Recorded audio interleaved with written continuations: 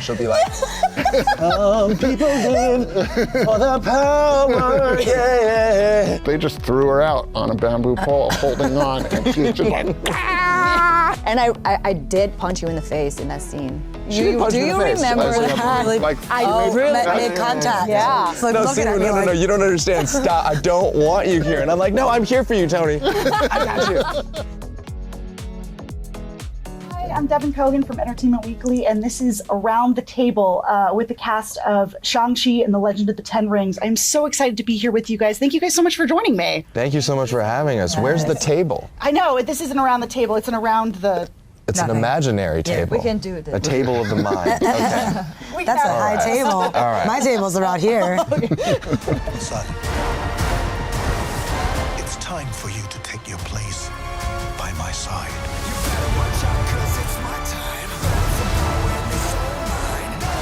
That's not going to happen.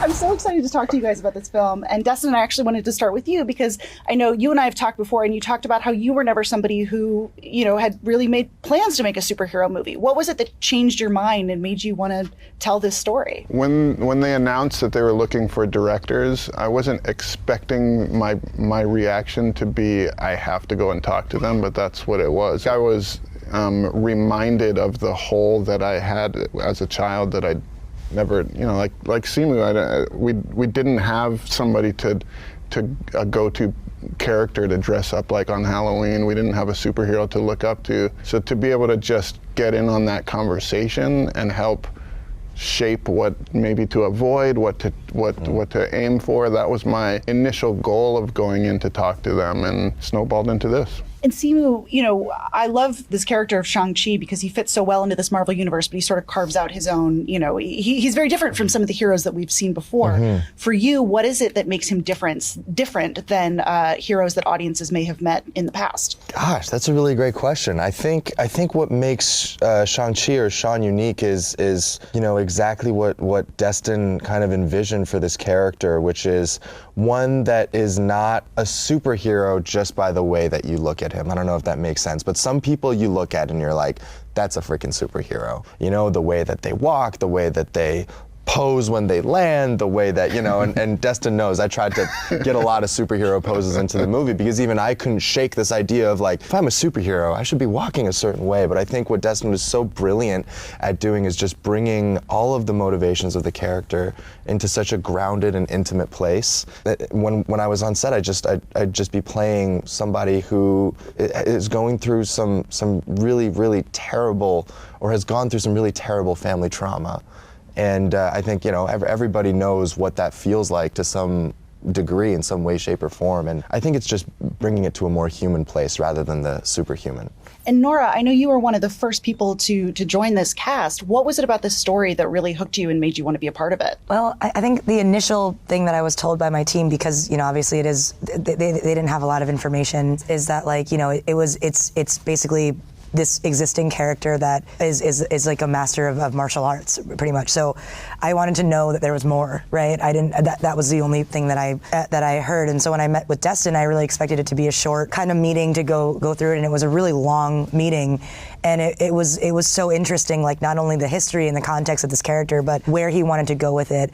And the kind of the superhero aspects are found more in this like deeper, darker story between like this dad and his son, and like this journey he goes on that I think speaks to a lot of people that in this country are in the Asian American community, that this feeling of like two places and this negotiation. I thought it was so enriching for what we know as kind of action movies. So yeah. And Mungo, tell me a little bit about your audition process and how you first got involved in this, and what was it about Xiaoling that you really loved? Well, actually, I didn't know I was auditioning for a Marvel film. I just saw a audition call in a group chat. I didn't even know that. Really? Yeah. So I sent my chat. Yeah. I sent a self-tapes, and I got a call back, and they flew me to do a screen test with Simu and meet up with Destin. When I saw those two names, okay, so I was auditioning for Shang-Chi. So that's the moment that I realized. Really? Yes. And I think the screen test went pretty well, because the first time I I met Simu, he really gave me a brother vibe. Yeah. And I was nervous because I thought he would be very serious, the director and everything. But Destin was so nice to me. You always tell me that I was in flip-flops. I don't know why you remember that specifically. Yes, he showed up in the room in his slippers and in your training suit because at that moment you have already started your training. He has already He was training. in the superhero costume with the flip-flops? No, training suits. like shorts. Yeah. Probably like sweaty because I done 2 hours of You run on a treadmill with a flip-flops? I still remember your audition and how you were twirling a pen or a chopstick or something. Yeah. I don't know, you like. Did you put your hair up? Yeah, I put back to my Oh, that's so cool. And then, but she was That's like, awesome. a lot of the audition. We saw some really great auditions. But the thing that stood out about Meng'er was the playfulness that she brought to an otherwise pretty stoic character, and so much attitude, and so much just like the way that, I don't know, I still remember all the physical things that you did. That was really cool. Hey, can we get real for a second? We've been friends for 10 years.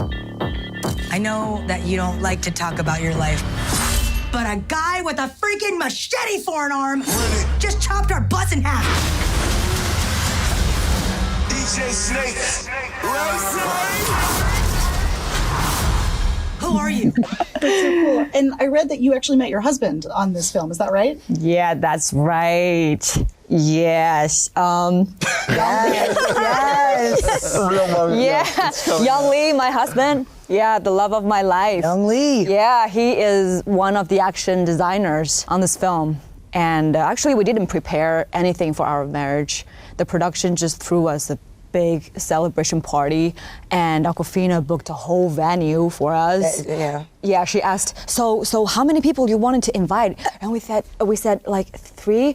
She said, okay, well, I booked the whole thing. And Simu took us to a Disneyland trip. He surprised us. He said, You thought you were going for a hike. yeah. Oh. We were trying to surprise you, and Young knew about it.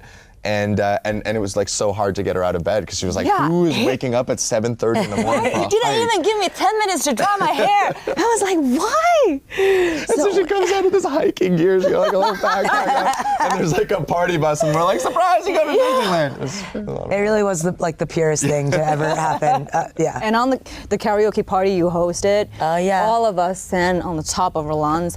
I think actually we can make a really good band. Oh, you're so good. Do you Meng'er remember is how the good lead you are? singer. No. Can't say no. Gee, I was like, who's playing the radio so loud? Because I was like having a drink like in the corner. I was like, who is playing and then I turned around and I was like, oh no, that's just live. That's live music. That's Meng'er just singing Meng'er. Alicia Keys, Yeah, just like, she bringing can- the house down. You really, yeah. She really zones in too. Like she'll go right in front of the screen. You know, some people like play to the crowd. She'll go right in front of the screen and she'll be like, Some people live for the power, yeah. We get it. You could do Alicia Keys as well. I was doing but no, yeah, I can't do it. I try. No, I can't. But no, you do a great Alicia. And you also. We the Backstreet Boys and all that. Yeah. Let's just make a band together. yeah. Sure, Yeah, I'll play bass. I don't know if I can. Yeah. So I wanted to ask, because karaoke is a part of this movie, if you guys were all going to sing together one song, what would you guys perform? They'd all be different. What's your go-to? Yeah, I do like a John Legend or like, I love boy band songs, so I'll do Backstreet Boys. Whole New World. A Whole New World is always, that one's always. We did A Whole New wonderful World. for me. Destin would do. Okay, I'll go. Destin would do like Aerosmith. Destin's a You would do screecher. Aerosmith? He's a screech. I'm putting words in his mouth, but you screech really well in the karaoke. Oh, good. Yeah. You can do like one drink or two in you. Destin was like, I don't know if this is. When I do karaoke, I like to be the person that gives other people who can't sing the low standard. Yeah, they're like, oh, if he can do it and sound like that, good for you. then maybe I'll Good. do it. I'll come do it too. Yeah, I screech it out. And I wanted to ask specifically about, there's this great scene with all 3 of you where there's this great fight scene on the scaffolding, basically hanging from the side of the building. Tell me a little bit about working on that together and how much training went into that. I mean, for Nora, So much. I was, yeah. And like 8 trainers or something like that. I was so impressed because one of the bigger stunts of the movie was Nora dangling off of that bamboo pole. And I don't really think you had much training except for it strapping you on the pole and saying, just hold dealing on. with gravity my whole life, pretty much, and like what that's like to hang on to something. But she really did it. What you see is her literally, I mean, of course there's safety, yada yada, but they just threw her out on a bamboo pole holding on, and she's just like, And I remember I kept showing up to set and I was just like, my pole works really good. And then on the 3rd day, like everyone stopped laughing at that joke. I was like, because then it was like, I'm falling today. You're still doing the pole work. But no, I was actually, I forgot about that falling, but it was really impressive because it's high. That was high. You know, like where we were, like it was not on the ground. Yeah. I just remember the time constraint shooting that action sequence because we more or less did it right after we did our bus sequence, which is another major piece in our film that is heavily featured in the trailers and is really, really awesome. We spent like a month on the bus, and then it was like we were playing catch up for the other, and then for this one, for whatever reason, we just didn't have as much time shooting it. So I remember for the whole scaffolding scene, it was like learning choreography 2 minutes before I was set to go up and do it. And so it was just like, it was chaotic, but of course like the sequence itself is so chaotic and so in the moment and frenetic. So I think it worked really, really well, and it's so incredible how it all came together. And I do think that the bamboo sequence played to your gifts a little more, because Simu is very athletic and kind of a natural gymnast. Yeah. So I think that sequence in itself played to your gifts really well. It's time to show the world. No, I'm hellbound, but I'm well now. Who I really am. No one will ever stop.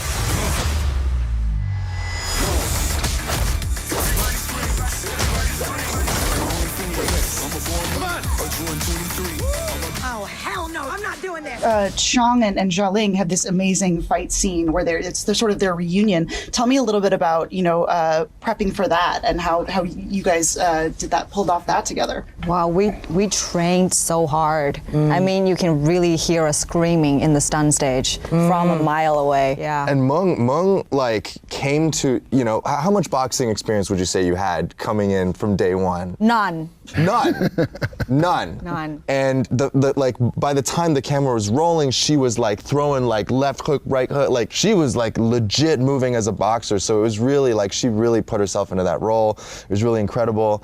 I hated fighting her. She has the boniest arms ever. Because if you look, I mean, she's quite a stick of a human, and the elbows just every time, because it's a brother sister reunion. She's a little bit mad at the circumstances through which the that scene was actually it was our rap gift, and I remember I screamed when she came. Like I got on a chair, I unfolded a chair and got on it because it is very epic, and it also is your shirt, you're topless. Oh yeah. Oh, did you get up and scream for that part? I think I was just like, I did exactly what I was doing down there. We're just like, and then because you don't expect it to hit like that, it's a really epic introduction, I think. Thank you. Very Thanks for bruising up all my. Yes. And I did punch you in the face in that scene. She did punch me in the face. Remember that?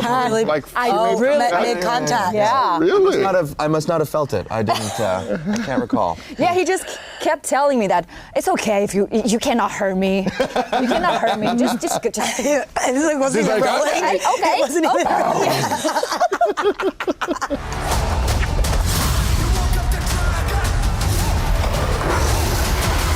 You can't outrun who you really are.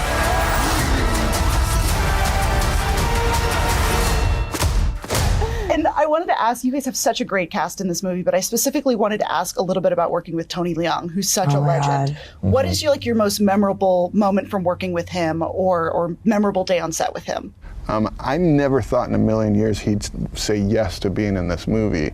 And so on day one, when I found myself behind the monitor watching him do his first take in the movie, I was so scared, but also just so blown away by take one of him doing the first scene, and that's what set the stage for what this movie could be. And after take one, I turned to our producer Jonathan, who was sitting next to me, and I said, I have no idea what to go and tell him. I don't know. Like, we could walk away with that take, and it's way beyond anything I expected for this scene already.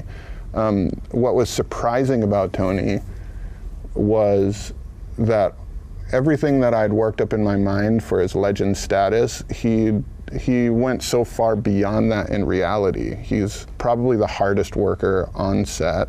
He's the most dedicated to his craft and his character. He also just treats everybody with such respect, no matter if you're the PA or the head of Marvel Studios. He has a humility to him that is really infectious. And the biggest surprise is he's really fun and playful, and he loves to explore scenes. So directing actors like that is it's just so easy, because it's not about right or wrong. It's about exploring a scene until you feel like you don't really have anything else to explore. So let's try this, let's try that, and it was really so fun to work with him. Yeah, he is such a legend, and I remember, and he's such an introvert. He's very soft-spoken. Yeah, he's very and I'm also introvert too. I'm very shy, and we played father and daughter. So I remember one day I wanted to make a conversation with him because I'm such a fan. And one day he came to me, and I remember the conversation was extremely short because we are both very shy introvert. So the conversation was like, Tony Leung, you like surfing? I was like, I can't swim. And he was like, oh, I love surfing. that was it. Tony is surprisingly. He also like skates. He loves skateboarding. He loves snowboarding. He loves the water. He loves water sports. He's an adrenaline junkie. He's really. I mean, he's just like legendary. And then on set is so powerful. There's like that dinner table scene where he like bangs on the table, and I'm just like, this is insane that I'm in the presence of an actor like this, because this character too, he's like the perfect kind of embodiment of like this fear, but it's so controlled and really beautiful and like just nice to watch, I guess. Yeah. I've seen so many viral videos of like Tony Leung's eye acting. Have you seen this? It's just like the man's eyes are just so intense, and obviously playing off of that dynamic in the movie, I was like on the receiving end of his eyes all the time, and I just loved it so much. And there were scenes where like I was like off camera, and Tony was like, oh no, like you don't have to be there, like I can just do it to a dot or whatever, like I don't need you, don't distract me. And I was like, no, let me do. And I would literally just be on set, like the camera would be here, I'd be completely off of it, and I'd just be like looking at him because I just wanted to like wanted to exist with him. I was like, this guy needs to go because I just give me a golf ball. I need anything. No, Simu, you don't understand. Stop. I don't want you here. And I'm like, no, I'm here for you, Tony. I got you. and then so then it cuts back to Simu. And Tony's like, get him out of here. I just really wanted to be there. It just was like, I can't say I like just want to act more with him, you know? Tony's performance is probably in large part due to Simu. Why is he so angry at his son? I love it. Just Simu just like just giving him something to react off of, you know. Maybe if I informed his performance in any sort of way, then I'm happy to take credit for that. Oh my God. Oh man, that's funny. My son, you can't run from your past.